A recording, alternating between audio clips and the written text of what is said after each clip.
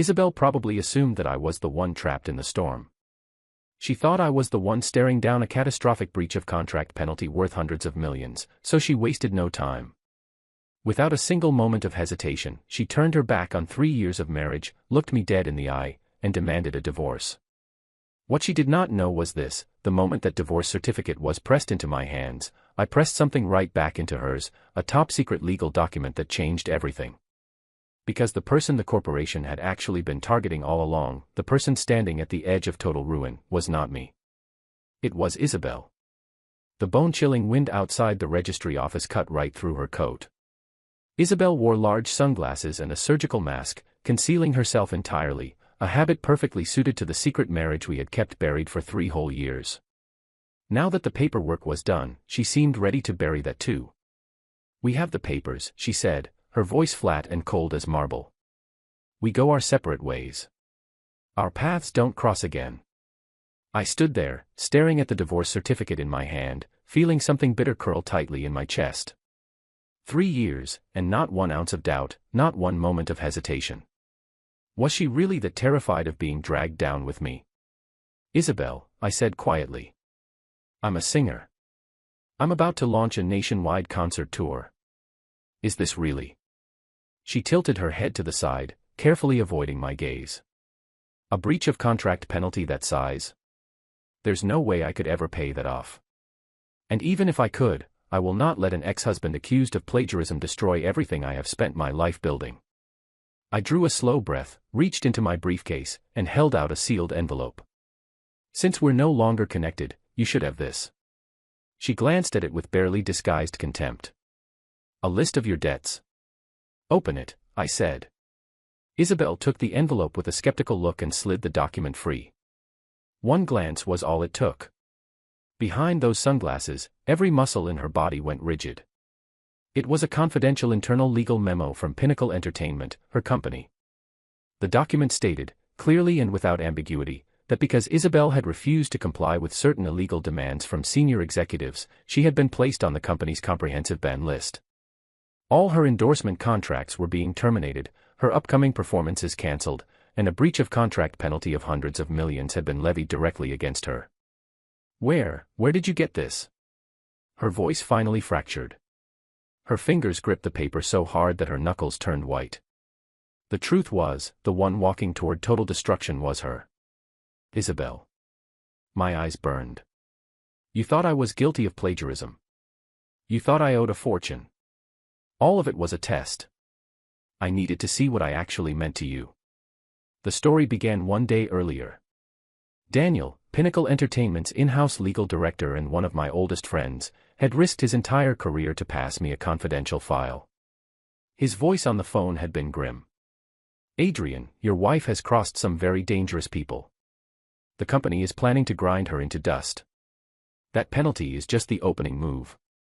When I hung up the phone, I felt my world tilt on its axis. I knew better than anyone else how deeply Isabel loved the stage. Music was not just her career, it was the breath in her lungs. I called my business partner, Victor, without even sitting down. "Package up every copyright I own. All 50 of my gold-certified tracks. Put them up for sale immediately. Sell my studio shares too. All of it." Victor went very still on the other end of the line. When he finally spoke, his voice was heavy. "Adrian. That is half a lifetime's work. If you sell everything, you won't have anything left to compose with." "I don't care."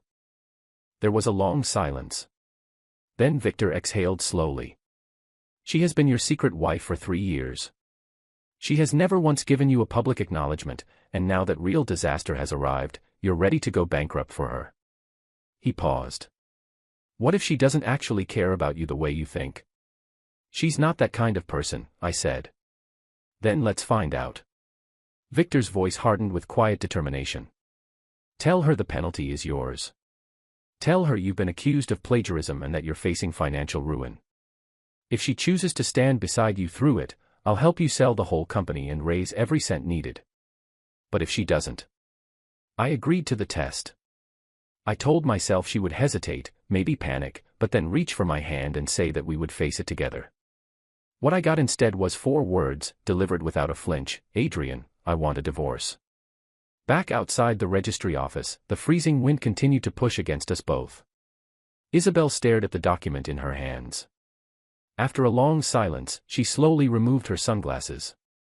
Those eyes that had once sparkled like stage lights were now bloodshot and raw. You knew about this the whole time, she whispered. Yes. My throat was tight. I just wanted to know what I was to you. And now I know. A broken laugh escaped her lips. So you used fake news to trap me. You watched me scramble to cut ties with you, playing the villain, while you already knew the truth. Tears slid freely down her face. Are you satisfied? Satisfied. I grabbed her shoulders, my voice cracking under the weight of 3 years of unspoken things. Isabel, I wanted to face it with you. Why can't you just trust me? She stepped back, brushing my hands away. Her eyes were filled with something I couldn't quite name: despair and fierce, stubborn love running together like ink in water. You still don't understand, do you? She shook her head, choking on her words. 3 days ago, I already knew about the ban. I already knew about the penalty. I didn't know how to tell you. She looked at me, and the raw pain in her expression split something open in my chest. And then you walked up to me with your own story about owing a fortune, and you handed me the perfect escape route. I froze. What? Shuqing was right to call me a coward. She turned toward the waiting agency van, speaking with her back to me. Her voice had dropped to barely above a whisper. Because only by letting you hate me could I truly disappear from your world. Adrian, you are a gifted composer. Your hands were made to write legendary music, not to be buried under my mess. The car door closed. The tinted glass divided us as cleanly as a wall. The engine did not start immediately. I stood there in the cold, staring at that opaque window, unable to move. Then the driver rolled down the front window to speak to a guard, and through that narrow angle, I could see into the back seat. The woman who commanded 80,000 people from a stage, always poised, always untouchable, was curled over her own knees, biting down on the back of her hand, her shoulders shaking. She was crying the way people cry when they think no one can see them. Silently. Completely. Falling apart at the seams. The sight hit me like a physical blow. I stood there, unable to breathe, as the van finally pulled away and dissolved into the traffic. She had done it deliberately. Every cold word, every cutting dismissal, every heartless demand, all of it had been an act. She had known exactly what that penalty meant. A bottomless pit, designed to swallow a person whole. So she had chosen to push me away using the most efficient tool available, making me believe she didn't love me at all. She would rather I despised her than see me dragged into that abyss alongside her. I gritted my teeth so hard my jaw ached. My fists closed at my sides, nails biting into my palms. I raised my phone and dialed the number of Isabel's personal assistant, Nadia, the only person in the entire company who had ever known the truth about our marriage. Nadia. Where is she? Tell me right now. My voice had dropped to something very quiet and very dangerous. Nadia was crying on the other end. It's bad, Adrian. Manager Harmon showed up with bodyguards and forced Isabel into a car. They're heading to the Obsidian Club. Roland Kane from Pinnacle Entertainment is waiting there. Harmon said if Isabel wants to survive this, she has to go and apologize in person. I was already moving. The Obsidian Club was the most exclusive private venue in the capital, a fortress of marble, mahogany, and muted light where powerful men made arrangements that never appeared in any official record. For female artists in the industry, the name alone was enough to make them pale. I reached the back entrance in 20 minutes, handed a waiter a thick fold of cash, borrowed his vest, picked up a wine tray, and walked straight through the service door with my head down. On the VIP floor, I found Imperial Suite 888. The door was not fully closed. I pressed myself against the wall and looked through the gap. Roland Kane sat sprawled across the central leather sofa like a man who had never been told no in his life. His collar was open, a cigar burning between his fingers, a glass of scotch in his other hand. His eyes moved over Isabel's body with a slowness designed to humiliate. Isabel stood alone in the center of the room, her face drained of color, her body swaying slightly.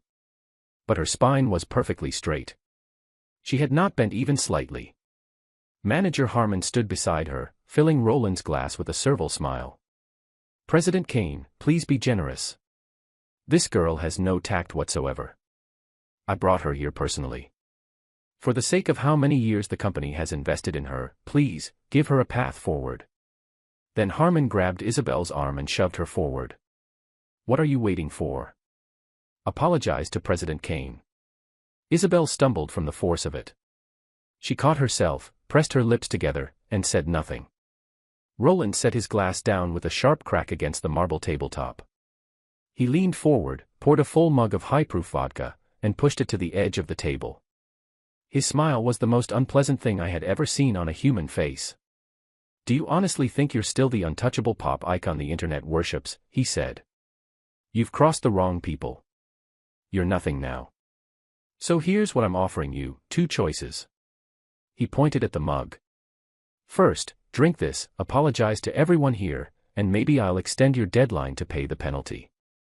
Or second, he stood slowly, his voice dropping into something much uglier, walk out that door. And tomorrow morning at 8, every breach of contract notice and enforcement order will be on every front page in the country. I will make sure you never set foot on a stage again.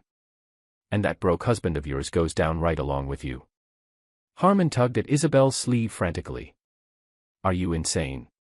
Do you want to rot in prison? Just bow your head. Apologize. It'll be over. The moment Isabel heard the word husband, her shoulders trembled.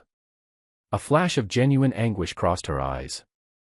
But in the very next heartbeat, she wrenched her arm away from Harmon with a force that sent the other woman stumbling. 5 years, Isabel said, her voice a wreck. You've been with me for 5 years, Harmon. And you're as rotten as the rest of them. She lifted her chin and fixed her gaze directly on Roland Kane. I got where I am because of my voice, and because of every honest song I've ever performed, not by kneeling at anyone's feet. That penalty. Even if I have to go completely broke, even if I'm busking on street corners, I will pay back every single cent. As for that glass of vodka, she pushed it back across the table. Keep it. She picked up her bag and turned for the door. Roland's pleasant expression evaporated instantly. You genuinely want to do this the hard way. He snapped his fingers. Block her. She's not leaving until she drinks it. For bodyguards erupted from the corners of the room. Isabel screamed.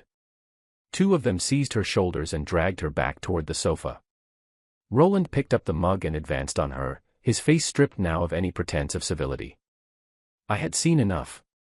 I took 1 step back from the door, exhaled once, and then kicked it open with every ounce of force I had. The heavy double doors exploded inward, brass fittings shattering, wood splintering. The entire room froze as if someone had cut the power to every person inside it. Fragments of the door frame scattered across the floor. I walked through them. Isabel's eyes found mine the moment I entered. Her pupils contracted sharply. Her hand, the one now gripping the broken neck of a shattered liquor bottle she had somehow armed herself with, began to shake. What are you doing here? She screamed, and the terror in her voice was not for herself. Get out. Right now. You have no idea who these people are, just get out, please. I crossed the room in 5 strides. I grabbed the bodyguard blocking my path by the collar and threw him sideways into the wall hard enough to crack the plaster. Then I stepped in front of Isabel, put myself between her and every single person in that room, and wrapped her coat tightly around her trembling frame. Don't be scared, I said quietly. I'm here. She made a sound that was somewhere between a sob and a gasp, and her hand closed around the back of my jacket. Roland Kane, who had been frozen in shock, found his voice again. He looked me over slowly, and then laughed, a sound full of contempt and amusement. Isn't this the washed-up composer hiding behind his wife's skirt? You kicked my door open. Over a woman. He tilted his head, his expression shifting into something crueler. A broke little songwriter thinks he can play the hero in my private room. You must have a genuine death wish. I let go of Isabel slowly, turned around, and looked at Roland Kane. Then I looked at the mug of vodka sitting on the marble table. You wanted a toast? I said. I picked up the mug, and without breaking eye contact, I threw the entire contents directly into his face. The high-proof alcohol hit him at full force. Roland let out a shriek that could have woken the whole floor, clawing at his eyes, stumbling backward into the sofa. I turned back to Isabel. She was staring at me with an expression I had never seen on her before, wide-eyed, stunned, as though she were only now truly seeing who I was for the first time. Her chest heaved. Tears ran freely down her face. "Adrian," she whispered. I stepped toward her. "Isabel. I'm sorry I hid it from you for 3 years. But from today, I promise, no one will ever be able to hurt you again." My fingers were almost at her cheek when, from somewhere behind me, Roland Kane's voice cut through the room like broken glass. "Well, well." His laughter had a new, unhinged quality to it. The air of the Sterling Group, playing a hidden identity drama for love. How deeply moving. He snapped his fingers at his trembling assistant. "Bring me the folder." The assistant fumbled with a briefcase and produced a thick brown envelope stamped with a confidential seal. The moment Isabel saw it, the color left her face completely. Her whole body went rigid. "Don't," she breathed. Roland tore the envelope open and scattered its contents across the floor. I looked down. It was a copyright transfer agreement, dated 3 years ago. Attached to it was a payment receipt and a personal signature, Isabel's, unmistakably. The content of the contract was a complete transfer of the rights to 15 of my most successful songs, sold for a fraction of their worth to Pinnacle Entertainment, in exchange for the company providing Isabel with top-tier promotional resources to build her career over the following 3 years. The date of signing was 3 months after our wedding. My mind went utterly blank. Those 15 songs were the work of countless sleepless nights. They had been the foundation that launched both our careers. I had written every single one of them for her debut album with everything I had. Roland pointed at her, his smile vicious and triumphant. "Did you see it? This is the double contract that shook the entire entertainment industry 3 years ago. Why do you think she married a broke composer like you? Because she needed your songs to secure top resources from Pinnacle. She sold you out herself, completely and deliberately." Something white-hot erupted in my chest. I grabbed Roland by the collar and lifted him half off the ground. "You're lying. You forged that contract. Her handwriting. Her thumbprint. The payment receipt." He didn't even struggle. He just grinned. "You've been played from the very beginning. A fool in love, used and discarded." I drove my fist into his face and dropped him onto the sofa. I turned to Isabel. She stood motionless, white as chalk, head bowed, not meeting my eyes. Every instinct I had was screaming at me that something was wrong, but the document was on the floor between us, black ink and a familiar signature. "Isabel." I walked toward her slowly, my voice not entirely steady. "Tell me they forged it. Tell me they forced you. Just say the word, and I will burn this entire company to the ground tonight." She finally lifted her head. In her eyes, the warmth I had loved for 3 years was gone. In its place was something cold, deliberate, and hollow. "The contract is real," she said. The words went through me like a blade. I said, "The contract is real." Her voice rose, sharp and cutting. 3 years ago, I took the rights to your songs and I sold them for dirt cheap. Without those tracks as a stepping stone, how would I have ever secured the resources I needed overnight? How would I have filled a concert hall? How would I have become anything? She took a breath. "You stayed home writing music. I performed it on stage. It was a business arrangement. Nothing more." The room seemed to tilt around me. "And now that you're apparently the great heir to the Sterling Group," she continued, her voice utterly flat, "go back to your boardroom and your billions. Stay out of whatever is between me and Pinnacle Entertainment. I didn't ask you to come here." I stared at her for a long time. Victor, who had been standing silently near the back of the room this entire time, moved forward and placed a hand on my shoulder. His voice was calm and cold. "Adrian. There is nothing more to be done here. Let the legal department handle it." I looked at Isabel one final time. She had turned her back on me and was staring at the far wall. "Isabel," I said quietly. "This is the last time I'm walking away. After today, whether you live or die, it has nothing to do with me." I walked out of the room and did not look back. Outside, the night air hit me like a fist. I climbed into the back of the waiting car and sat down heavily against the leather seat. The door slammed shut, and the darkness inside the car felt almost physical. I pressed my eyes shut, but tears came anyway, sliding silently down the sides of my face. Victor got into the front seat. "Drive," he told the chauffeur. We rode in silence for several minutes. Then Victor's voice came quietly from the front. "In this industry, people who sell out those who love them for fame and fortune." "Stop." My voice was hollow. "Don't." I sat up and pressed my fingers against my temples, forcing my brain to work. Something was wrong.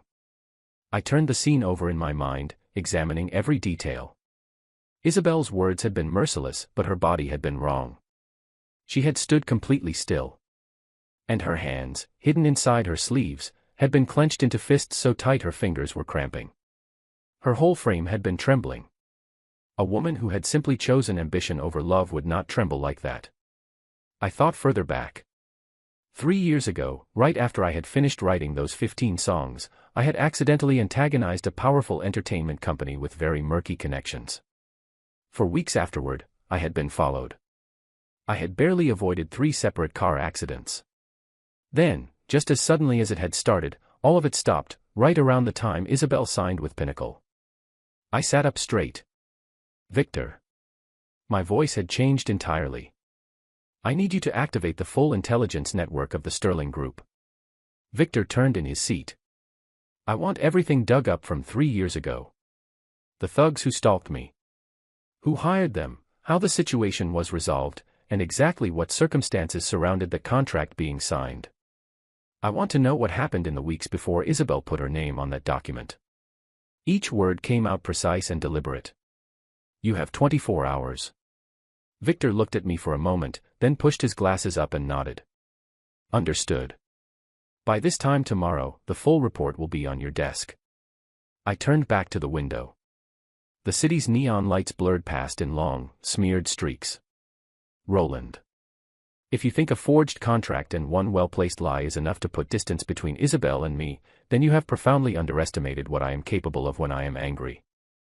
The report arrived 24 hours later. Victor entered the chairman's office on the 99th floor of the Sterling Group headquarters looking as though he hadn't slept in a week. His tie was loosened. The file folder in his hand was stamped in red. His eyes were bloodshot. He placed it on the desk and sat down. I tore the folder open. 3 years ago, I had been a rising independent composer with no powerful connections and no protective umbrella. When I inadvertently disrupted the plans of a major entertainment conglomerate, they had responded with something far more direct than a lawsuit. Word had circulated quietly through industry channels, they intended to break my hands. A staged road accident had been in preparation. Isabel had found out. She had spent weeks running through every contact she had, begging favors, looking for someone powerful enough to make the threat disappear. Nobody wanted to touch it. The company had too many connections in too many dark places. Every door she knocked on closed in her face. At her wit's end, she had walked into Roland Kane's office. Roland had seen his opportunity immediately. His terms were brutal. Pinnacle Entertainment would use its backing to make the threat vanish and ensure my safety, but in exchange, Isabel would sign a 15-year exclusive contract, surrendering the copyrights to my 15 most valuable songs at a fraction of their worth, handing over her entire career trajectory in exchange for my protection. She had signed it without negotiating a single clause. For the past 3 years, Victor said quietly, Pinnacle has treated her as a commodity. 18-hour days. Public appearances on 4 drips. Every gain she made went towards servicing the terms of that contract. And every time she pushed back even slightly, Roland would remind her what she had traded and why. He paused. "She never told you any of it." "Not a single word." I covered my face with both hands. The sob that came out of me was not something I had planned. It tore loose before I could stop it, raw and ragged, the kind of grief that bypasses composure entirely. I stood up violently, swept everything off the desk with one arm, and drove my fist into the wall. The plaster cracked. My knuckles split. Blood welled up across my fingers. I barely felt it. She had bought my safety with her own freedom. She had fed herself into a machine that ground her down for 3 solid years, never once letting me know, never asking for anything in return. And in that private room last night, even standing at the edge of a broken bottle pointed at her own throat, she had used the last reserve of her strength not to fight for herself, but to push me out of Roland's reach. I straightened up, breathing hard, and looked at the blood on my knuckles. What right did she have, I thought, to decide alone what I could and couldn't bear? What right did she have to carry all of it by herself? I turned to Victor. My eyes were dry now. The grief had burned off and left something else in its place, something cold and surgical and absolute. Victor. Tell me what Roland Kane wants more than anything right now. Victor studied me for a moment, then the corner of his mouth curved into something that was not quite a smile. Pinnacle Entertainment is preparing for a U.S. stock market listing. Roland has funneled nearly 70% of the company's working capital into the groundwork for this IPO. He needs a marquee international IP project, something spectacular enough to impress the American capital market and justify the valuation. He wants an IPO. I sat down, interlaced my fingers, and looked at the floor-to-ceiling window behind Victor's head. Then let's give him one. I outlined the plan in careful detail. In my personal archive sat an unreleased masterpiece, a full orchestral electronic symphony that had once attracted interest from Grammy-winning producers and international film studios. I would have Victor's team package it as an exclusive global licensing deal for a top-tier Hollywood science fiction production, projecting a 300% return on investment. A white-glove agent operating under an alias would approach Roland privately, creating the impression of fierce competition from Japanese and South Korean buyers. But buried inside the contract, invisible to the naked eye, devastating to anyone who signed it, was a series of carefully engineered legal contradictions. Incompatibilities with international copyright protocols from an obscure but binding European legal framework. The moment Roland committed his funds into the offshore escrow account and signed his name, those contradictions would become the basis for a cross-border copyright fraud claim filed simultaneously with the International Commercial Court. Every cent would be frozen in that account for a minimum of 3 years. His capital chain would snap. The IPO would collapse overnight. And then the Tax Bureau and the Economic Crimes Unit, who would be receiving a neatly packaged dossier of Pinnacle's financial history at the same moment, would arrive at his headquarters. Victor was quiet for a long moment after I finished. Then he removed his glasses, cleaned them very slowly, and put them back on. "He'll bite," he said softly. "A man that greedy will always bite." "Make sure he does," I said. "And make sure it happens fast." The setup required 24 hours to execute. Victor's agent, operating under the alias Peter Kane, secured a private meeting with Roland Kane at the most exclusive suite in the Night Wolf Club. The dossier was immaculate. The projected returns were intoxicating. The manufactured urgency, competing interest from buyers in Tokyo and Seoul, a 48-hour window, funds in escrow or the deal walks, was enough to bypass every warning instinct Roland possessed. On the surveillance monitor in my office, I watched Roland pace the length of the private suite, his mind visibly racing through the arithmetic. The gauze pad on his cheekbone for my punch sat there like a small, satisfying reminder of the previous night. 300% return, exclusive Asian distribution rights, Hollywood backing. He stopped pacing abruptly and slammed his palm on the table. "Sign it for me. Get the finance department moving tonight. 3 days. Every cent will be in your escrow account." I leaned back in my chair and lit a cigarette. At 8 p.m. the following night, Victor walked through my office door looking like a man who had just watched someone walk voluntarily into a trap they had built themselves. "He committed everything," Victor said, his voice tight with barely contained satisfaction. "The full 70% of working capital. He even mortgaged the Pinnacle headquarters and scraped the advance ticket receipts from Isabel's concert tour to top it off. 3.5 billion, transferred in full into the offshore Cayman account. The contract is signed, sealed, and stamped." I stood up, crushed the cigarette out, and reached for my coat. "Pull the net in."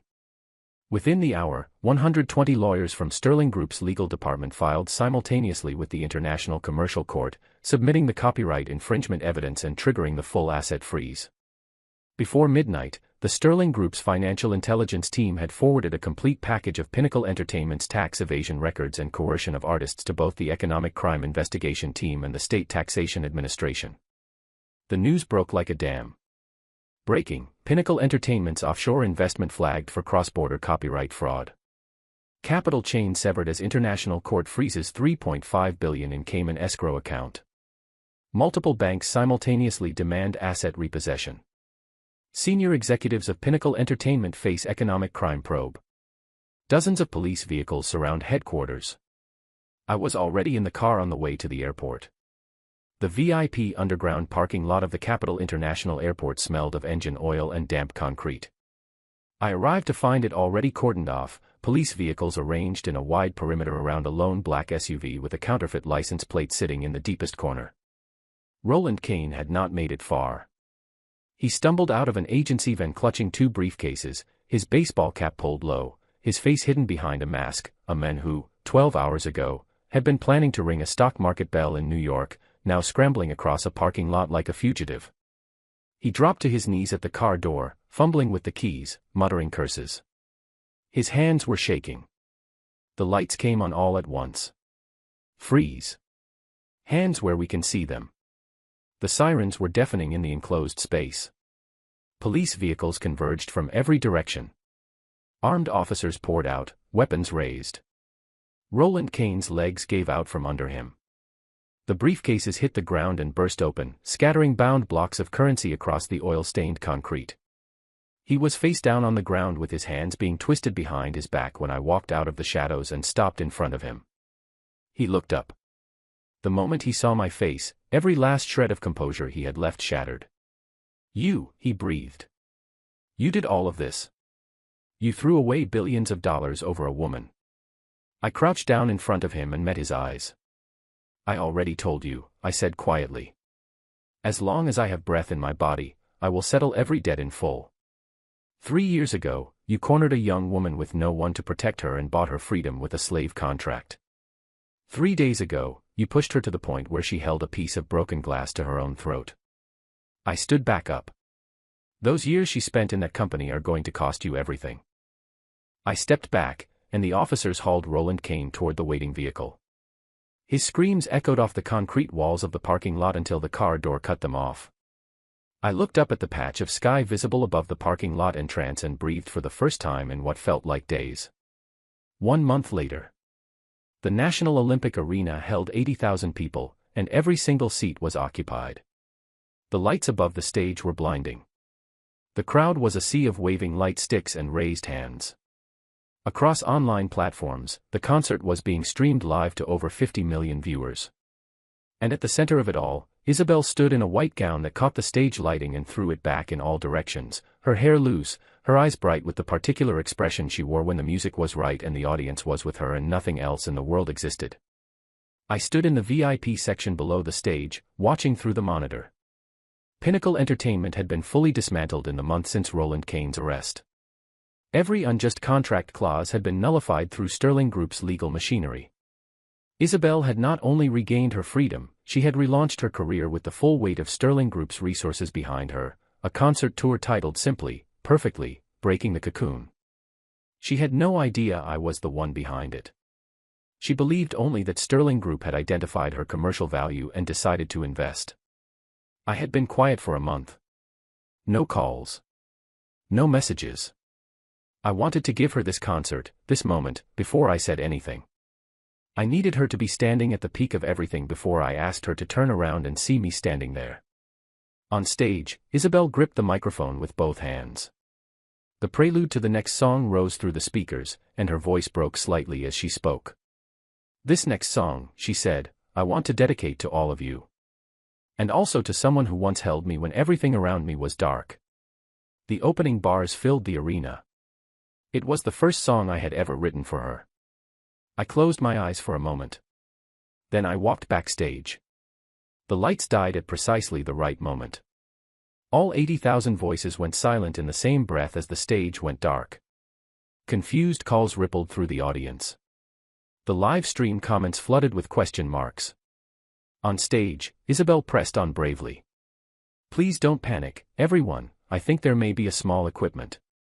From the highest rigging of the arena, a single beam of white light cut straight down like a blade, illuminating the hydraulic lift platform at the center of the stage. Cold stage fog rolled outward in slow waves. The platform began to rise. I was standing on it.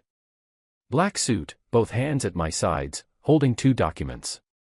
The lift carried me up through the fog and into the light as 80,000 people watched in absolute silence. When I stepped onto the stage and crossed toward her, Isabel's face went through 3 distinct expressions in the space of 2 seconds: confusion, recognition, and then pure terror. "Are you insane?" she hissed, reaching for my arm, trying to steer me backward. "This is a live broadcast, Adrian. Pinnacle Entertainment no longer exists." My voice carried through the hidden microphone in my lapel, clear across every speaker in the arena. "Roland Kane is awaiting trial. It's over." The arena erupted. Isabel went completely still, her eyes filling fast. "Isabel." I spoke into the microphone, and every word went out to every person in that stadium and everyone watching online. 3 years ago, you signed a 15-year contract with a man who had no right to demand it, and you gave away the rights to songs that weren't yours to give, all to keep me safe. You did it because you were out of options and out of time, and because you loved me more than you loved your own future. A few days ago, you stood in that club with a piece of broken glass and still tried to push me out the door. You have been protecting me in the most painful way imaginable, and you have been doing it completely alone. Her hands rose to cover her mouth. Tears ran freely down her face. I held up the 2 documents in my hands. The breach of contract penalty agreement. The divorce certificate. "I already told you," I said, and my voice was not entirely steady. "No one is allowed to bully you in this lifetime. Not while I am here." I tore both documents straight down the middle. Then I tore the halves again, and kept tearing until my hands were full of scraps, and then I threw them upward with everything I had. Thousands of paper fragments caught the stage lighting as they fell around us, drifting down like slow snow onto the stage floor. The roar from the audience was physical. "To hell with that penalty," I said, panting slightly, looking at nothing but her. "And to hell with that divorce. From this day forward, Isabel, you don't belong to Pinnacle, or to any contract, or to anyone's version of what you should be. You belong to yourself." The stadium was shaking. I looked at her face, tear-stained, completely undone, more beautiful than anything I had ever seen, and I took a breath, and I got down on one knee in the scattered paper. The crowd went so silent I could hear her crying from 2 feet away. From my coat pocket I produced a small red velvet box, warmed from 3 years pressed against my chest. I opened it. The diamond inside was flawless, brilliant, cut simply. I had bought it the week after I wrote my very first song for her. I had been carrying it ever since. 3 years ago, I said, I was a broke composer with nothing to offer you but music. I couldn't protect you then. I didn't know what you were carrying alone. I'm sorry it took me this long to understand. My eyes were burning. Today I'm not standing here as the heir of the Sterling Group. I am standing here as your secret husband of 3 years, who has been too late to everything and will spend the rest of his life making it up to you. Isabel, will you let me do that? Will you marry me? Properly this time, in front of everyone who matters, with nothing hidden and nothing kept secret. She stared at the ring. She looked at me. And then every defense she had ever built against the world collapsed all at once. She was nodding before she even found her voice. Yes, she managed, barely above a whisper. Yes, Adrian, yes. She rushed forward and I caught her, rising from my knee and pulling her into my arms with a force that lifted her feet from the ground. She buried her face in my shoulder and wept, and I held her tightly enough that I could feel her heartbeat against my chest. All around us, the confetti cannons fired into the night sky. 80,000 people were on their feet. The fireworks broke open above the open-air arena, bright and cascading, lighting the whole stadium as though dawn had arrived early just for this moment. I pressed my lips to her ear, barely audible above the noise of the crowd. We're going home, wife. She laughed through her tears, tightening her grip around my neck, and did not let go.